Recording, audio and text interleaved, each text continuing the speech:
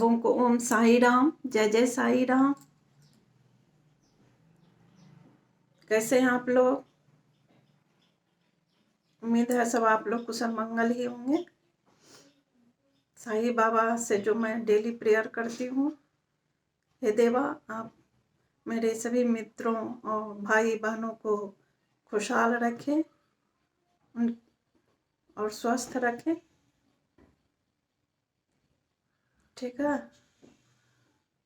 तो साईं बाबा जो है, जो उन्हें पुकारते हैं, जो भक्त उनके पास तुरंत पहुंच जाते हैं। हर जगह वो निराकार रूप में, अभी निराकार रूप में विराजमान हो जाते हैं। तो ऐसी ही कहानी आपको अभी बताने वाली हूँ, इसी से रिलेटेड। ये साई चरित की एक चैप्टर 9 की कहानी है। जब शिरडी में बाबा साकार रूप में थे, उस समय की ये कहानी है। बांद्रा में बाबा साहब तड़खड़ नाम के एक व्यक्ति रहते थे। वो थे प्रार्थना समाजी, पर उनकी धर्म पत्नी और उनके पुत्र जो थे वो साईं बाबा के एक निष्ठ भक्त थे। वो नियम पूर्वक पूजा पाठ करते थे। दोनों टाइम साईं बाबा के आगे दीपक जलाते थे, पूजा अर्चना करते थे, भोग लगाते थे।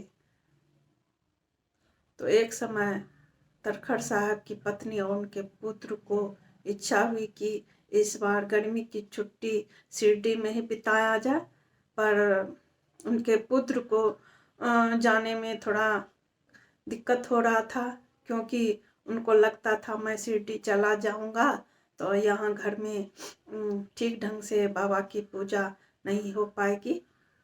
तो बाबा साहब तड़खड़ बोले अपने पुत्र को कि तुम लोग चिंता मत करो, मैं जैसे तुम लोग पूजा करते हो, भोग लगाते हो, मैं भी साईं बाबा की पूजा करूँगा, भोग लगाऊंगा, आरती करूँगा, दीपक जलाऊंगा। तुम लोग चिंता मत करो, तुम लोग की इच्छा है जाने की, तुम लोग जाओ वहाँ। जब तड़खड़ साहब का आश्वासन मिल गया, तब उसके पुत्र और उनकी धर्मपत्नी शिरडी के लिए शुक्रवार के दिन शाम में रवाना हो गए।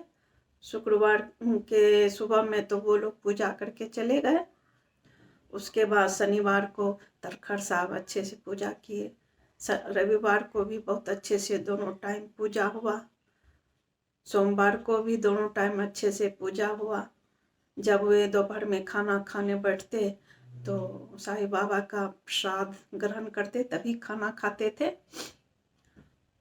तो मंगलवार का दिन आया, वो सवेरे पूजा करके हड़बड़ी में, बहुत जल्दबाजी था उनको, जल्दी से पूजा करके वो ऑफिस चले गए। जब वहाँ से दोपहर में घर आए खाना खाने को, तो रसोई ने खाना उनको दिया, तो उनके प्लेट में प्रसाद नहीं था। तो तड़खड़ साहब रसोइये से पूछा, प्रसाद नहीं दिया तुम? तो रसोइये ने बोला कि सर आप तो भोग ही नहीं लगा, तो मैं कहाँ से दूँ? तो तड़खड़ साहब बहुत दुखी हुए। वे तुरंत उठकर साईं बाबा के तस्वीर के सामने दंडवत प्रणाम किए और अपनी गलती के लिए क्षमा मांगे और अपने पुत्र को तभी तुरंत पत्र लिख करके पोस्ट कर दिए, देखो हमसे इस तरह की गलती हो गई है, जब पत्र पहुंच जाएगा तो तुम जो है बाबा के चरणों में ये पत्र रख देना और बोलना मुझसे गलती हो गई है और मुझे क्षमा करें। और मंगलवार के दिन शिरडी में भी जब पूजा आरती होने वाला था दोपहर का, तो बाबा श्रीमती तड़खड़ को बोले, उस वहाँ पर उनके पुत्र भी वहाँ खड़े बैठे हुए थे तड़खड़ साहब के, बोले माता मैं तो आपके यहाँ जो बांद्रा गया था, परंतु आपके घर में ताला लगा हुआ था, फिर भी मैं किसी तरह आपके घर के अंदर गया, लेकिन भाऊ ने मेरे लिए कोई भोजन ही नहीं छोड़ा था, मैं भूखा ही आ गया हूँ। तो उनके पुत्र जब सुने तो उन्हें बहुत तकलीफ हुई।